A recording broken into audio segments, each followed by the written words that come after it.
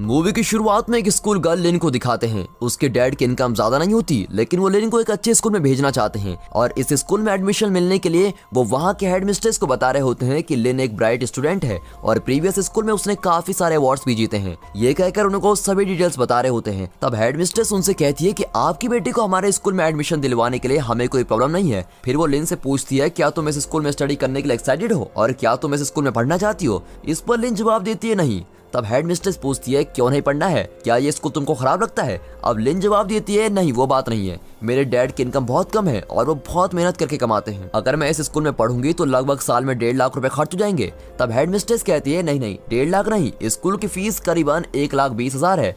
तब लिन उसके सामने लंच एक्सपेंस, पेट्रोल एक्सपेंस जैसे साल में होने वाले एक्सपेंसेस की एक लंबी कैलकुलेशन बता देती है और वो भी कोई बिना पेपर पेन यूज किए हुए। अब ये सुनकर हेड मिस्ट्रेस सरप्राइज होकर उसे कहती है, तुम सच में एक ब्राइट स्टूडेंट हो और हम तुमको स्कॉलरशिप देना चाहते हैं और तुमसे कोई फीस भी नहीं लेंगे, इसीलिए अब तुम बिना कोई टेंशन के यहाँ पढ़ सकती हो। और ऐसे करके उस स्कूल में लिन को एडमिशन मिल जाता है। उसे स्कूल में एक फ्रेंड मिलती है जिसका नाम ग्रेस है, लेकिन ग्रेस पढ़ाई में कमजोर होती है और एक दिन उसे एग्जाम के क्वेश्चन भी मिल जाते हैं। फिर लिन उसे उन क्वेश्चंस के आंसर को एक्सप्लेन करके समझाती है। फिर एग्जाम के दिन पता चलता है कि असल में एक टीचर ने अपने प्राइवेट ट्यूशन में उन क्वेश्चन को लीक किया होता है और ग्रेस भी उसे ट्यूशन में जाया करती थी। लेकिन लिन के उन क्वेश्चंस को कई बार एक्सप्लेन करने के बावजूद भी ग्रेस के दिमाग में कुछ नहीं जाता और उसे कुछ समझ ही नहीं आता। अब एग्जाम के चलते समय वो कुछ नहीं लिख पाती। उसे देखकर लिन उसे हेल्प करना चाहती है। अब एग्जाम में ABCD ऑप्शन आते हैं और सिर्फ एक ऑप्शन मार्क करना होता है, इसीलिए लिन तुरंत सभी आंसर्स को मार्क कर देती है और उन आंसर्स को एक इरेजर पर लिख देती है। फिर उस इरेजर को अपने शू में डालकर उसे ग्रेस के पैर की तरफ फेंक देती है। अब ग्रेस भी उस इरेजर में देखकर आंसर को मार्क कर लेती है, लेकिन अब क्योंकि लिन के पास उसका शू नहीं है, इसलिए ग्रेस अपने एक शू को उसकी तरफ पास करती है, लेकिन वो शू वॉकिंग स्पेस में जाकर रुकता है और फिर टीचर के देखने से पहले लिन उठकर उस शू को पहनकर आंसर शीट को सबमिट करती है और बाहर आ जाती। फिर क्लास के बाहर आकर ग्रेस उसको थैंक कहती है और ग्रेस का लवर पैट भी आकर उसको थैंक कहता है और पैट उसे एक पेमेंट भी देता है। इनिशियली वो पेमेंट लेने से इनकार करती है, लेकिन फिर उसे एक सच पता चलता है, इस स्कूल में उसको स्कॉलरशिप तो मिली है, लेकिन उसके डैड फीस दे रहे होते हैं और इस बात की खबर लिन को नहीं होती है। ये बात पता चलते ही लिन को बहुत ही बुरा लगता है, क्योंकि उसके डैड की इनकम बहुत ही लो है और वो सब कुछ कैसे हैंडल कर पाएंगे। इस तरह सोचकर वो पैट के ऑफर को एक्सेप्ट कर लेती है और पेमेंट ले लेती है। फिर एक दिन पैट उसे कहता है कि मेरे 5 फ्रेंड्स हैं और एग्जाम में उन्हें तुम्हारी मदद चाहिए और वे सब एक सब्जेक्ट के लिए 3,000 रुपए देने के लिए तैयार हैं और उस साल में 12 सब्जेक्ट होते हैं और सोचिए अगर एक सब्जेक्ट के लिए उसे 3,000 रुपए मिलते हैं तो 7 स्टूडेंट को हेल्प करने से उसे कुल मिलाकर लाख रुपए मिलेंगे और इस तरह उसके बैंक अकाउंट में पैसे बढ़ते ही जाते हैं। अब इन 7 स्टूडेंट को हेल्प करने के लिए वो एक नई टेक्निक का यूज करती है और उसका नाम है पियानो टेक्निक। अब पियानो क्लास के नाम पर वो उन स्टूडेंट्स को उनके घर में बुलाती है और उन्हें अपनी उंगलियों के मूवमेंट से ABCD से कौन सा सही ऑप्शन है ये समझाने के लिए पियानो यूज करती है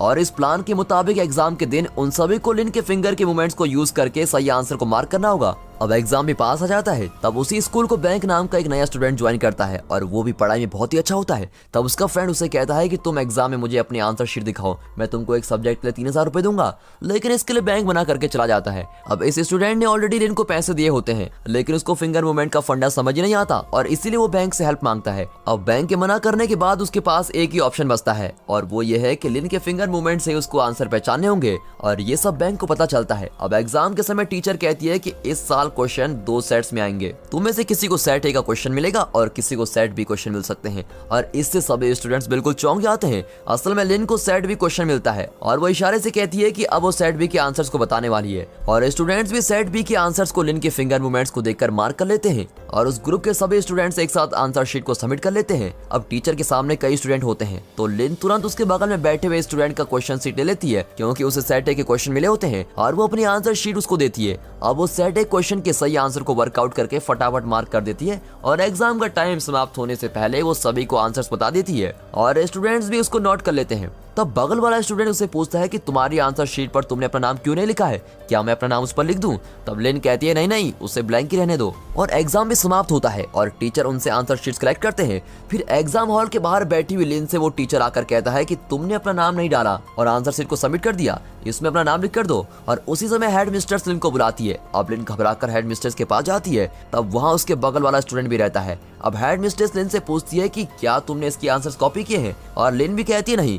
फिर उस स्टूडेंट को पूछने पर भी वो नहीं कहता है। तब बैंक कहता है कि नहीं मैडम, असल में इसने आंसर्स दिखाने के लिए मुझसे हेल्प मांगी थी, लेकिन मैंने मना कर दिया और इसलिए उसने लिन के आंसर्स को कॉपी किया है। और फिर हेड मिस्ट्रेस दोनों के क्वेश्चन और आंसर शीट चेक करती है।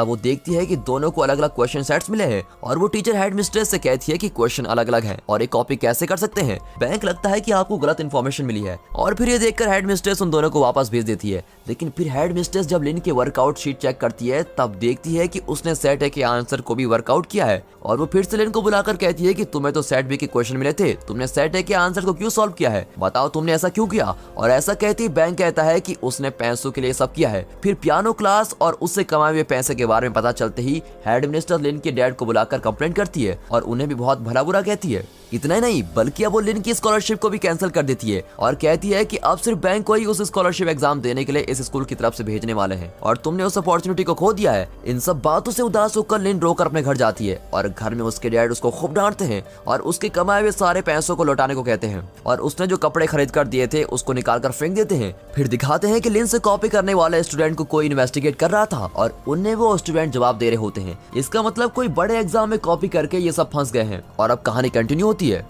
यहाँ ग्रेस पैट के पेरेंट्स से मिलने आई होती है और वहाँ सभी मिलकर डिनर करते हैं। तब पैट के पेरेंट्स ग्रेस से कहते हैं कि हम पैट को फॉरेन कंट्री के लिए एक प्राइवेट कॉलेज में स्टडी के लिए भेज रहे हैं और वहाँ उसे स्कॉलरशिप भी मिल सकती है। पैट तुम्हारे साथ रहकर बहुत अच्छी पढ़ाई करने लगा है और अच्छे स्कोर्स भी लाता है, इसलिए तुम भी उसके साथ उस कॉलेज में जाकर पढ़ोगी तो अच्छा ही होगा और तुम्हारी सारी एक्सपेंसेस को हम स्पॉन्सर करेंगे। तुम बस इसके साथ रहकर उस एंट्रेंस एग्जाम में इसे पास करवा दो, बाकी हम सब संभाल लेंगे और आगे चलकर हम तुम्हारी शादी भी करवा देंगे। फिर ग्रेस जाकर लिन से उस एंट्रेंस एग्जाम में पास होने के लिए उससे हेल्प मांगती है और उस बड़े एंट्रेंस एग्जाम में चीट करना बिल्कुल भी मुमकिन नहीं होता, इसलिए लिन पहले उसे मना कर देती है। लेकिन कुछ समय बाद वो मान जाती है क्योंकि उसने एक बहुत ही अच्छा तरीका सोचा होता है और वो ये है कि इस एंट्रेंस एग्जाम को वर्ल्ड के सारे कंट्रीज के स्टूडेंट्स एक ही टाइम पर लिखेंगे। लेकिन वर्ल्ड की सभी कंट्रीज अलग अलग टाइम जोन्स में हैं और टाइम जोन के हिसाब से देखा जाए तो इस एग्जाम को ऑस्ट्रेलिया के सिडनी सेंटर में सबसे पहले स्टार्ट किया जाएगा और इनके थाईलैंड सेंटर में स्टार्ट होने के 4 घंटे पहले ही सिडनी में एग्जाम स्टार्ट हो जाएगा। तो लिन उनसे कहती है कि मैं सिडनी में जाकर एग्जाम दूंगी और वहां से उन आंसर्स को मेमोराइज करके फोन में टाइप करके आप लोगों को भेज दूंगी। लेकिन उन आंसर्स को वो स्टूडेंट मेमोराइज नहीं कर सकते, इसलिए वो उसके लिए एक और आइडिया बनाती है और वो एक पेंसिल के बारकोड के जरिए आंसर्स को बताने का प्लान बनाती है। यानी कि पेंसिल में जो बारकोड होता है उसमें से सेट ए ऑप्शन के लिए सबसे थिक लाइन होगी, बी की लाइन ए से कम और सी की लाइन और भी कम थिकनेस की और डी की सबसे स्लिम लाइन होगी। वो कहती है कि इस तरह के बारकोड लगाए हुए पेंसिल्स को रेडी करने पर तुम लोग उस एग्जाम में इजीली सही आंसर्स मार्क कर पाओगे। फिर वो कहती है कि इसके लिए तुम जितने हो सके उतने क्लाइंट्स को ऐड करते जाओ, इससे मिलने वाले टोटल पेमेंट में से तुम दोनों को भी शेयर मिल जाएगा। लेकिन इसमें प्रॉब्लम यह है कि सारे आंसर को पहले मार्क करके फिर उनको मॉकअप करके मोबाइल में टाइप करके भेजना होगा और इन सब के लिए वो एग्जाम टाइम काफी नहीं होगा। इसीलिए इन आंसर्स को मॉकअप करने के लिए मुझे एक और जीनियस की जरूरत है और ये सिर्फ बैंक ही कर सकता है। मैं एग्जाम के आधे आंसर्स को मेमोराइज कर लूंगी और बैंक बाकी के आधे आंसर्स को मॉकअप करके तुम्हें भेज देगा और पैसे का कुछ हिस्सा हम उसको भी दे देंगे। लेकिन इसके लिए अगर बैंक राजी होता है तो ही प्लान एग्जीक्यूट हो सकता है, वरना इस प्लान को कैंसिल करना होगा। इस तरह वो कैजुअली बोल देती है। अगला दिन बैंक के स्कॉलरशिप एग्जाम का डेट आता है और तब एक ग्रुप आकर उसको खूब मारता है और एक गार्बेज एरिया में डंप कर देता है और इस वजह से वो स्कॉलरशिप एग्जाम देने की अपॉर्चुनिटी को खो देता है। असल में बैंक की मां लॉन्ड्री का काम करके बड़ी मेहनत से बैंक को पढ़ा रही होती है और बैंक उसकी मां के लिए ही अच्छी पढ़ाई करके आगे बढ़ना चाहता है, लेकिन उसके वो चांसेस मिस हो जाते हैं और ये सोचकर वो बड़ा ही उदास रहता है। उस समय लिन बैंक से मिलने आती है और कहती है सॉरी तुम उस एंट्रेंस एग्जाम को नहीं दे पाए, लेकिन तुम हिम्मत मत हारो, अभी तुम अच्छे पैसे कमा सकते हो और फिर एक प्राइवेट कॉलेज में जाकर स्टडी कंटिन्यू कर सकते हो और अगर तुम इंटरेस्टेड हो तो इस एड्रेस पर आ जाना। और वो भी उस एड्रेस पर पहुंच जाता है और वहां जाने पर लिन उसे A to Z सभी चीजें बता देती है। तब बैंक अपने शेयर के बारे में पूछता है और लिन उसको कहती है कि तुम्हें 10 लाख रुपए मिलेंगे। फिर वो लिन से पूछता है कि तुम्हारा शेयर कितना है। लिन कहती है कि मेरा शेयर 20 लाख है और ये सुनते ही बैंक चौंक जाता है। अब वो प्रैक्टिकली हर चीज को प्लान करना शुरू करते हैं, यानी कि कैसे बात करनी है, कैसे एग्जाम लिखना है और इस तरह की बातें पहले से प्लान करके प्रिपेयर रखते हैं। और इतना ही नहीं बल्कि अगर एग्जाम में चीटिंग करते हुए पकड़े गए तो उन्हें क्या जवाब देना होगा और कैसे एक्टिंग करनी है, ये सब बातें वो रिहर्सल करते हैं। अब वे कई बार पकड़े जाने पर क्या करना है इसकी प्रैक्टिस करते रहते हैं। अगर लिन पकड़ी जाती है तो उसको क्या जवाब देना होगा ये भी प्रैक्टिस करते हैं। फिर लिन पैट से पूछती है कि अगर बैंक पकड़ा गया तो तुम क्या जवाब दोगे। तब पैट एक्टिंग करते हुए कहता है कि नहीं, असल में मेरी और उसकी नहीं बनती, इसलिए वो झूठ कह रहा है और इस तरह बैंक के बारे में गलत बातें बोल देता है। तब उसी फ्लो में वो कह देता है कि बैंक को किसी ने मारकर गार्बेज में फेंक दिया था। अब ये सुनकर बैंक गुस्से में आकर पैट से लड़ाई करने आता है क्योंकि असल में गुंडों को भेजकर बैंक को मारने का काम पैट ने किया था। और ये बात बैंक ने पहचान ली, क्योंकि बैंक ने सबको बताया होता है कि किसी ने उसको मारा था और इसीलिए वो एग्जाम नहीं दे पाया। लेकिन उसने गार्बेज वाली बात किसी को नहीं बताई थी कि उसको गार्बेज में फेंक दिया था। और ये सब समझते ही बैंक बहुत गुस्सा हो जाता है। तब लिन कहती है कि मुझे इस बारे में कुछ नहीं पता, लेकिन बैंक उस पर विश्वास नहीं करता और वो वहां से चला जाता है। फिर वो खुद ही लिन से मिलने आता है और कहता है जो हो गया सो हो गया, मुझे अब पैसे चाहिए, लेकिन हमें ये चीटिंग करनी होगी। फिर वे दोनों अच्छी तरह से पढ़ाई करते हैं और ऑस्ट्रेलिया के सिडनी सिटी में जाते हैं। अब उस एग्जाम में 4 सेक्शन होते हैं और पहले सेक्शन को 45 मिनट में कंप्लीट करना होगा। उस 45 मिनट में सारे सही आंसर्स को मार्क करके उन्हें दोनों मगअप कर लेते हैं। फिर उसके बाद जो 10 मिनट का ब्रेक मिलता है, उस ब्रेक में दोनों बाथरूम में जाते हैं और उनके फोन्स को उन्होंने एक प्लास्टिक कवर में रैप करके बाथरूम का फ्लश टैंक में डाला होता है। अब बाथरूम में जाते ही उस फोन को निकाल कर लिन सारे आंसर्स को टाइप करके भेज देती है, लेकिन बैंक आंसर्स नहीं भेजता, बल्कि वो उस व्हाट्सएप ग्रुप में मैसेज करता है कि मुझे एक्स्ट्रा 10 लाख रुपए देने पड़ेंगे तुम्हें और फिर ही मैं तुम्हें आंसर भेजूंगा। और ऐसी सिचुएशन में जब वो ऐसी धमकी देता है तो सारे टेंशन में आ जाते हैं। और इतना ही नहीं, वो तुरंत उन्हें पैसे भेजने को कहता है। और तब एक स्टूडेंट मैसेज करती है कि मेरे पास अभी सिर्फ 4 लाख रुपए हैं और वो पैसे मैं तुम्हें भेजती हूँ, तुम प्लीज आंसर भेज दो। फिर वो पैसे मिलने पर आंसर को टाइप करके भेज देता है। और यहाँ ये दोनों पेंसिल को रेडी करने से लेकर उन पर आंसर्स के लेबल बनाकर स्टिक करना और उन पेंसिल को एग्जाम देने वाले स्टूडेंट तक पहुंचाना, ये सब काम को फटाफट निपटाते हैं। और इतना ही नहीं, उन स्टूडेंट्स को एग्जाम हॉल तक पहुंचाने के लिए बाइक ड्राइवर्स को भी रख लेते हैं। अब इस तरह से यहाँ सभी स्टूडेंट्स पूरी तैयारी के साथ रहते हैं। अब सिडनी में ये दोनों सेक्शन 1 के आंसर को भेजकर वापस आकर नेक्स्ट सेक्शन के एग्जाम को लिखते हैं। फिर उस एग्जाम के ब्रेक में फिर से बाथरूम में जाकर आंसर्स को टाइप करके भेजते हैं। लेकिन इस समय बैंक फंस जाता है। वो बहुत देर तक बाथरूम में होता है, जिसे सुपरवाइजर हायर स्टाफ को कंप्लेंट कर देता है और उस एग्जाम का काउंसलर वहां आता है। फिर वो डोर नॉक करते हुए उसे कहता है कि तुम अब डोर ओपन नहीं करोगे तो मैं डोर तोड़ दूंगा और अंदर आ जाऊंगा। और ऐसे घबरा देने वाले सिचुएशन पर भी वो सारे आंसर्स को भेज देता है और फटाफट सारे मोबाइल की हिस्ट्री को डिलीट कर देता है। फिर फ्लश टैंक के लिड को ओपन करते ही वो नीचे गिरकर टूट जाता है और इसका एक पीस बाहर जाकर उस काउंसलर के पास गिरता है और इससे उन्हें शक होने लगता है। अब वो फोन को टॉयलेट में डालकर फ्लश करने की कोशिश करता है, लेकिन वो ठीक तरह से फ्लश नहीं होता। अब तक काउंसलर दरवाजे को तोड़कर अंदर आ जाता है और बैंक को चीटिंग करते हुए पकड़ लेता है। यहाँ लिन भी सभी आंसर को भेज देती है, लेकिन उस फोन को वापस रखने का समय नहीं होता, क्योंकि इसके बाथरूम के बाहर भी एक सुपरवाइजर उसको बाहर आने के लिए कह रही होती है। इसलिए वो झट से फोन को अपने शू के अंदर रखकर बाहर आ जाती है। अब वो सोचती है कि एग्जाम हॉल के अंदर जाने से पहले चेकिंग होगी, तो अगर चेकिंग हो गई तो वो पकड़ी जाएगी। इसलिए वो ड्रिंकिंग वाटर के मशीन के एक गैप में उस फोन को छिपा देती है और पानी पीकर वहाँ एग्जाम हॉल में जाकर बैठ जाती है। वाह क्या दिमाग है। अब इस एग्जाम के आखिरी सेक्शन यानी सेक्शन 4 के आंसर्स लिखने होते हैं।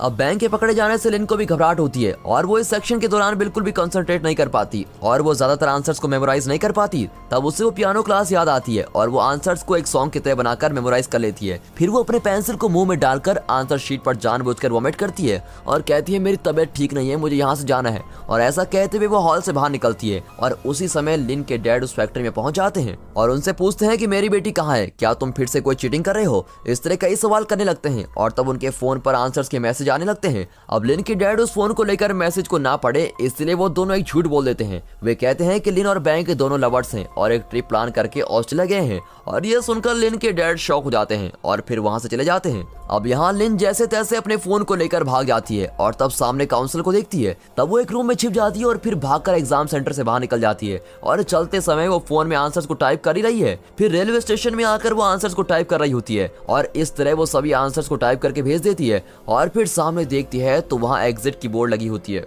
अब पीछे से उसे काउंसलर भी फॉलो करते हुए आ रहा होता है। तब फिर से वो एक कमाल का प्लान बनाती है। वो पास में होने वाले एक फूड मशीन में से कुछ कॉइंस डालकर खाने का आइटम निकालती है और एक साथ मुंह में ठूस लेती है और मोबाइल को उसके बगल में बैठी एक लेडी के बैग में डाल देती है। फिर काउंसलर उसके पास आता है तो वो सामने वॉमिट कर देती है और वो उसको कहती है कि मेरी तबीयत खराब है, इसलिए मैं वहां से तेजी से भाग गई थी क्योंकि मुझे फटाफट घर जाना है। तो अब उसके भागने का रीजन भी वैलिड है और उसके पास मोबाइल भी नहीं है। इसका मतलब अब उस पर कोई भी शक नहीं कर सकता। लेकिन अपने आंसर शीट में वॉमिट करने से वो उस एग्जाम में पास नहीं हो सकती क्योंकि उसकी आंसर शीट खराब हो गई है। फिर यहाँ ये दोनों उन पेंसिल्स को रेडी करते हैं और आंसर्स के लेवल को बनाकर उसमें फटाफट स्टिक कर देते हैं। फिर वे स्टूडेंट्स अपने अपने ड्राइवर्स के साथ उस एग्जाम हॉल में पहुंच जाते हैं और सभी स्टूडेंट्स उस एग्जाम को कंप्लीट कर देते हैं। फिर लिन अकेली एयरपोर्ट में आकर उतरती है और वो उनसे अपने आंसर शीट के खराब होने के बारे में बताती है और बैंक के फंस जाने के बारे में बताती है और वो कहती है कि बैंक ने पूरा ब्लेम खुद पर ही लिया है और उसने हम में से किसी का भी नाम नहीं लिया है, इसलिए तुम सेफ हो। लेकिन बैंक को अब ब्लैकलिस्ट कर दिया गया है और वो इस एंट्रेंस एग्जाम को फ्यूचर में कभी भी नहीं दे पाएगा। और ये कहकर वो बड़ी सैड हो जाती है। तब उसके सामने उसके डैड आकर खड़े हो जाते हैं और उसको घूरते हुए पूछते हैं तुमने ऐसा क्यों किया। और लिन को कुछ समझ नहीं आता कि उनसे क्या कहना है। तब डैड पूछते हैं कि तुम और बैंक प्यार करते हो, इस बात को तुमने मुझसे क्यों नहीं बताया और तुम दोनों ऑस्ट्रेलिया तक चले गए। ठीक है चलो, अब तुम बैंक को साथ लेकर चलो, हम डिनर करके आगे बात को डिस्कस करेंगे। तब इतने अच्छे डैड से मैंने झूठ क्यों बोला, ये सोचकर उनको हक करती है और जोर से रो पड़ती है। अब वो उनको सब कुछ बता देती है और यहाँ इसकी हेल्प से एग्जाम देने वाले सभी स्टूडेंट्स को 1460 मार्क्स मिलते हैं क्योंकि सबने सेम आंसर्स लिखे होते हैं। अब लिन सभी बातों को अपने डैड को बताकर अपने शेयर के पैसों को भी लेने से इनकार कर देती है। उसके फ्रेंड्स उसे कहते हैं कि एटलीस्ट तुम अपने पैसे तो ले लो क्योंकि बैंक ने भी अपने शेयर के $2 मिलियन ले लिए हैं। इस पर लिन साफ मना कर देती है और कहती है मुझे वो पैसे नहीं चाहिए। फिर उनकी चीटिंग करने वाली बातें उनकी स्कूल तक पहुंच जाती है और लिन और बैंक को उस स्कूल से निकाल दिया जाता है। और फिर लिन एक स्कूल टीचर की जॉब के लिए अप्लाई करती है और वो एक मीडियम सैलरी वाली जॉब होती है। उतने पैसे काफी है सोचकर वो टीचिंग की जॉब करती है। फिर एक दिन बैंक लिन को उससे आकर मिलने के लिए मैसेज करता है और वो भी वहां जाती है तो देखती है कि अपनी माँ के लॉन्ड्री के काम को आसान करने के लिए बैंक ने कई वॉशिंग मशीन खरीद कर रखी होती हैं। और बैंक आकर उससे कहता है कि हमने सिर्फ एक एग्जाम ही दिया है और इस तरह GAT और PAT नाम के एग्जाम भी होते हैं और इन एग्जाम को ढेर सारे स्टूडेंट्स लिखते हैं और अगर इन स्टूडेंट्स को हम हेल्प करते हैं तो हम लाखों रुपए कमा सकते हैं। यानी अब बैंक जो एक अच्छा स्टूडेंट हुआ करता था वो अब 100% बिगड़ गया है। लेकिन लिन उससे कहती है कि मैं अब तक बहुत गलतियां कर चुकी हूँ और आगे उन गलतियों को फिर से दोहराना नहीं चाहती। अब मैं ये नहीं कर सकती और तुम मुझे छोड़ दो। अब ये कहने पर बैंक उसे ब्लैकमेल करते हुए कहता है कि अगर तुम मुझको चीट करने में हेल्प नहीं करोगी तो मैं सबको बता दूंगा कि तुमने मेरे साथ मिलकर उस एंट्रेंस एग्जाम में चीटिंग की थी। और लिन उसे कहती है कि तुम्हें जो करना है करो। फिर बैंक उसे फिर से ब्लैकमेल करते हुए कहता है कि अगर तुमने मेरी हेल्प नहीं करी तो मैं उन सभी बच्चों के नाम बता दूंगा जिनको तुमने चीटिंग करके पास कराया है और इस तरह उनकी जिंदगी भी खराब हो जाएगी। इस तरह बैंक एक विलन की टोन में बातें करता है और इस पर भी लिन उससे कहती है कि तुम्हें जो करना है करो और ये कहकर वो चली जाती है। लेकिन लिन इस ब्लैकमेलिंग को सुनकर बाहर जाकर खड़ी हो जाती है और कुछ सोचने लगती है। अब दोस्तों इस सीन को याद रखिए क्योंकि इस सीन के बाद आने वाले इस मूवी की क्लाइमेक्स को अब मैं बताने वाला हूँ और उसके बाद इस मूवी का क्लाइमेक्स इस तरह भी हो सकता है। ये सोचकर मैंने अपना क्लाइमेक्स बनाया है और दोनों क्लाइमेक्स में से आपको मेरा क्लाइमेक्स अच्छा लगा या डायरेक्टर का क्लाइमेक्स, आप अपनी राय कमेंट सेक्शन में जरूर दें। अब डायरेक्टर के क्लाइमेक्स को देखते हैं। लिन उसकी ब्लैकमेलिंग को इग्नोर करते हुए उसको कह देती है कि तुम्हें जो चाहे करना है करो और वो घर जाकर अपने डैड से सभी बातों को शेयर करती है और यहाँ बैंक भी सबकी पोल खोल देता है। लेकिन लिन के डैड उससे कहते हैं कि तुम घबराओ मत, जो भी होगा देखा जाएगा, मैं हमेशा तुम्हारे साथ हूँ और ये कहकर उसको हिम्मत देते हैं। और फिर आगे चलने वाले सभी इन्वेस्टिगेशन में उसके डैड भी उसके साथ जाकर उसकी हेल्प करते हैं और इस तरह इन्वेस्टिगेशन चलते रहने पर ये मूवी यहाँ पर खत्म होती है। अब मैं अपने सोचे हुए क्लाइमेक्स को बताता हूँ। क्लाइमेक्स ये है कि बैंक जब दूसरी बार उसको ब्लैकमेल करता है तब लिन सोचती है कि अब तक तो काफी गलतियां कर चुकी हूँ तो आखिरी बार एक और गलती कर देती हूँ। फिर वो बैंक के ब्लैकमेल से डरकर उसको हाँ कर देती है और ये सभी बातें जाकर वो अपने डैड को बता देती है और कहती है कि बैंक मुझे ऐसे ब्लैकमेल कर रहा है इसलिए मेरे पास कोई और ऑप्शन नहीं है डैड, मुझे मेरे फ्रेंड्स को बचाना ही होगा और मेरी लाइफ ऑलरेडी स्पॉइल हो चुकी है लेकिन मेरे फ्रेंड्स के साथ ऐसा नहीं होना चाहिए और इस बार मैं आपसे झूठ कहकर कुछ नहीं करना चाहती हूँ इसलिए मैं आपको सब कुछ सच बता रही हूँ। अब ये सुनकर उसके डैड कहते हैं ठीक है बेटा, इस बार हम तुम्हारे फ्रेंड्स को बचाने के लिए आखिरी बार इस गलती को करेंगे। अब ये कहकर उसके डैड भी उसके प्लान में इन्वॉल्व हो जाते हैं और उसके डैड कई सालों से टीचिंग कर रहे थे और इसलिए उन्हें काफी एक्सपीरियंस भी है और डैड भी उसके साथ मिलकर टीचिंग का प्लान बनाते हैं। और इसी के साथ दोस्तों ये मूवी यहाँ पर खत्म होती है।